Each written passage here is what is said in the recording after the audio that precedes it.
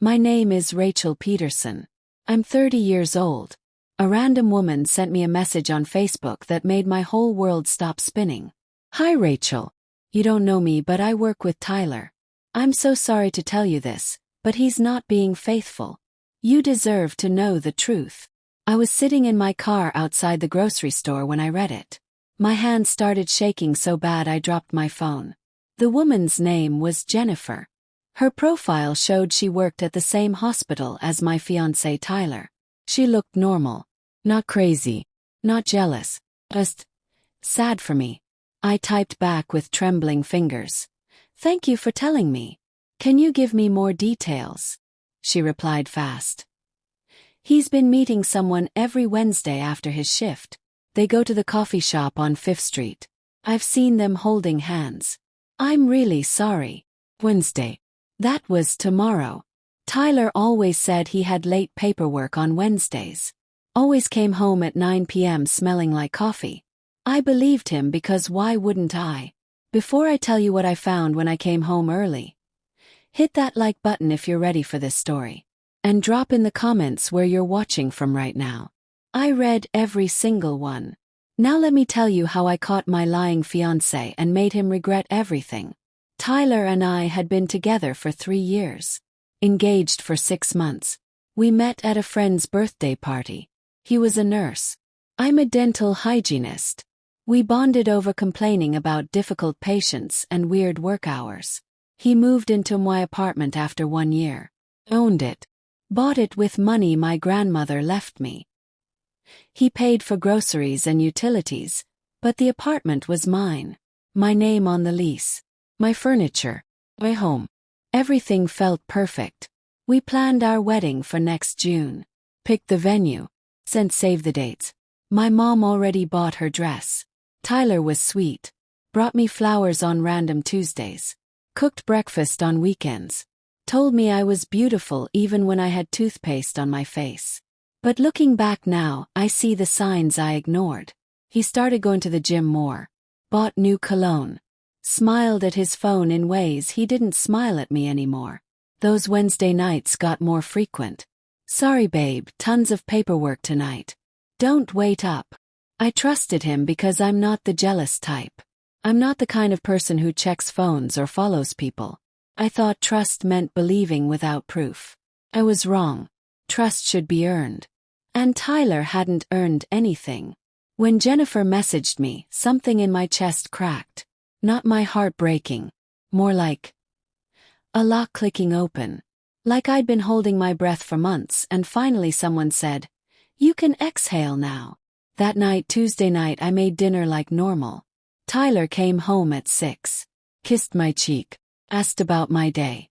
I looked at him and thought, tomorrow I'm going to find out who you really are. Wednesday morning I told my boss I had a family emergency. She let me leave at 4 p.m. Tyler's shift ended at 5. Jennifer said they usually met at the coffee shop around 5:30. I drove to 5th Street and parked across from the coffee shop. My heart was pounding so loud I could hear it in my ears. At 5:35 Tyler's car pulled up. He got out wearing the blue shirt I bought him for his birthday.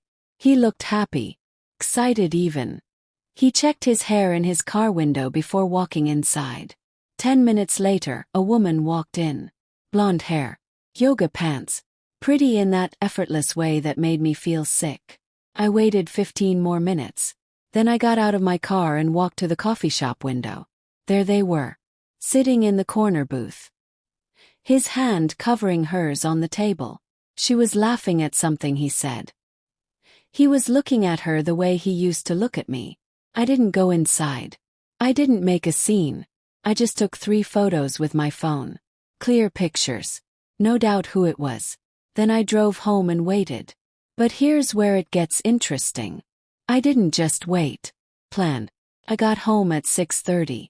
Tyler wouldn't be back until 9, or so he thought. I had 2.5 hours. First, I went to our bedroom and pulled out his favorite suitcase from the closet. The big black one he used for work conferences. Then I started packing his stuff. Not carefully. Not nicely. I just threw everything in. His clothes. His shoes. His deodorant and shampoo. his laptop charger, his gym bag. Every single thing that belonged to him went into that suitcase or into garbage bags. I found a shoebox under the bed. Inside were receipts. Receipts from restaurants I'd never been to. Movie tickets for films we never saw together. A birthday card signed, "Love always, Sophie." Sophie. So that was her name. The card was dated 3 months ago. 3 months. This wasn't new. This wasn't a mistake. This was a choice he made over and over and over. I took pictures of everything. Every receipt. Every card. Evidence. Then I did something that felt powerful. Changed the locks. I called a locksmith and paid extra for emergency service. He came at 8 p.m. and changed both locks on my apartment door. "Boyfriend trouble?" he asked while working. "Not anymore," I said. By 8:45 everything was done. Tyler's stuff was packed. The locks were changed. And I was sitting on my couch in my apartment waiting. At 9:15 I heard a key trying to work in the lock. Then trying again. Then knocking. "Rachel. Babe. My key isn't working. Can you open the door?" I walked to the door slowly. My whole body felt calm. Like ice water was running through my veins instead of blood. I opened the door but kept the chain lock on. Just a crack. Enough to see his confused face. "What's going on?" he asked. "Why won't my key work?" "Because it's not your home anymore," I said quietly. His face went white. "What? Rachel, what are you talking about? How was coffee with Sophie?" Yes. Silence. Complete total silence. His mouth opened but nothing came out. "That's what I thought," I said. "Your stuff is packed. It's in the hallway. Take it and leave." "Rachel, wait." He started pushing on the door. Closed it. Locked it. And walked away while he pounded on the other side. "Rachel. Open the door. Let me explain." "Explain what?" I said loudly through the door. "Explain why you've been seeing Sophie for 3 months. Explain the birthday card. Explain the restaurant receipts. Explain the lies." The pounding stopped.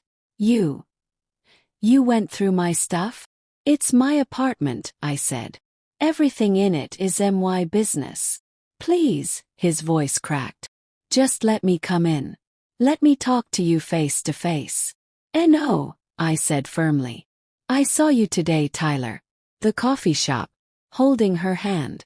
Looking at her like she's your whole world. "You don't get to come into my home and lie to my face anymore." I heard him slide down the door. Like his legs gave out. "I'm so sorry. I'm so sorry. It was a mistake. It meant nothing." 3 months isn't nothing," I said. 3 months is a choice. Every Wednesday you chose her over me. Every lie you told. Every time you kissed me goodbye and went to see her. Those were choices. "I love you," he said desperately. "Not her. We're getting married, Rachel. You can't throw that away." That made me laugh. Actually laugh out loud. "I'm not throwing it away. You already did." I stood on the other side of that door until I couldn't hear his footsteps anymore. Then I locked the deadbolt. And I sat on my couch and cried. Not because I missed him.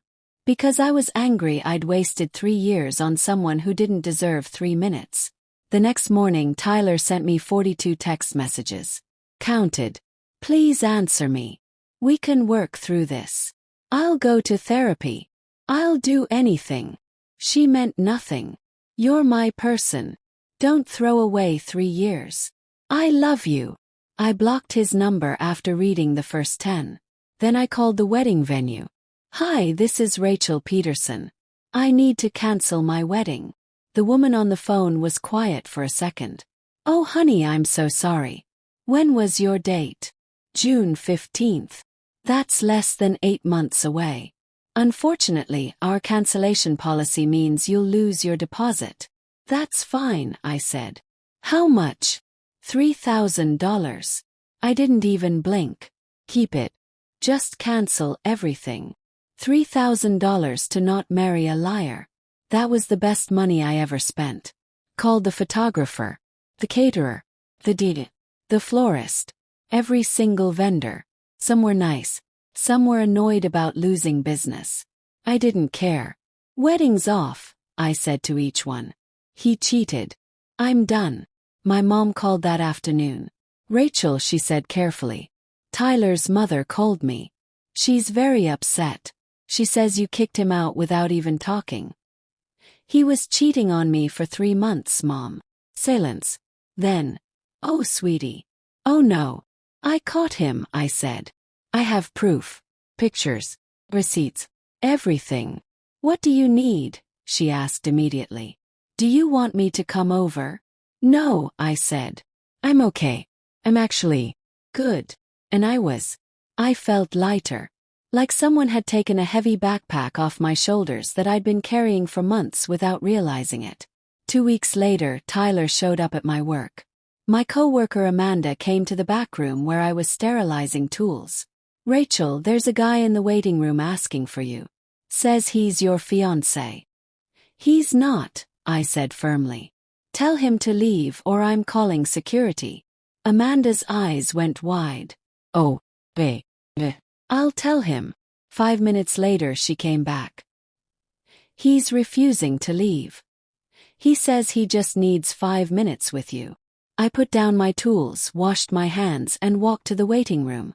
Tyler was standing there in his scrubs. He looked terrible. Dark circles under his eyes. Like he hadn't slept in days. Rachel, please. Leave, I said loudly. Loud enough that every patient in the waiting room could hear. You're not welcome here. I just need to talk to you. You had 3 months to talk, I said. 3 months while you were with Sophie. Now you have nothing to say that I want to hear. A man in the waiting room stood up. She asked you to leave, buddy. You should go. Tyler looked around. Everyone was staring. He looked back at me, desperate.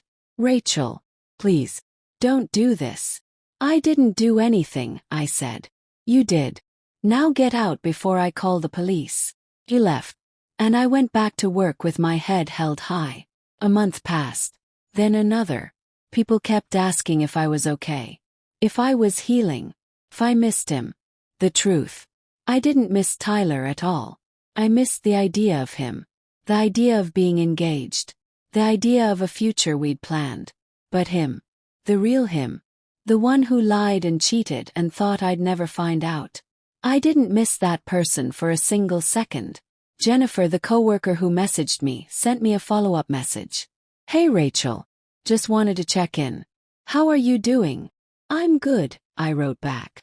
Thank you for telling me. You saved me from marrying the wrong person. She replied. I'm glad. For what it's worth, he and Sophie broke up. I guess she found out about you. I laughed out loud at that.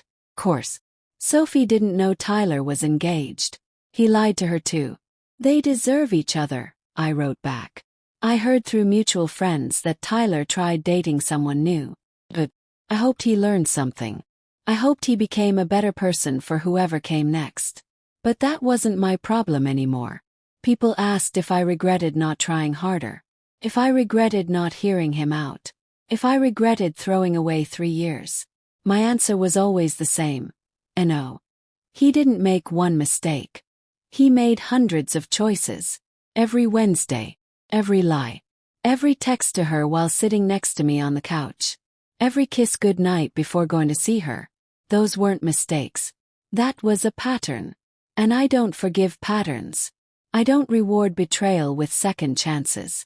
The message Jennifer sent me hurt like hell. But it saved me from something worse. It saved me from marrying someone who didn't love me enough to be honest. And that's not a tragedy. That's a blessing. 6 months later, my apartment felt like mine again. I repainted the bedroom. Got new sheets. Bought plants for the windows. I went on a few dates. Nothing serious. Just coffee and conversations. Learning how to trust again.